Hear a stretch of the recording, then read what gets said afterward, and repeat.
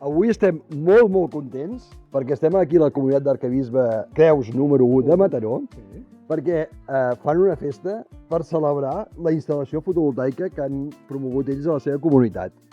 I això és una gran cosa. Nosaltres estem, des de Soldadacs hem participat, però bueno, evidentment el mèrit és de la comunitat i estem superfeliços perquè hi ha pocs clients que a sobre que els hi fem la instal·lació la celebren d'aquesta manera. No? Havia de celebrar això, perquè ha estat una gran fita, no? Aquesta instal·lació. I tant. Llavors jo, en primer lloc, el Miquel ha estat l'ànima del projecte i sense ell això no hauria estat endavant, no perquè sigui de la comunitat, sinó per la seva insistència, la seva perseverància.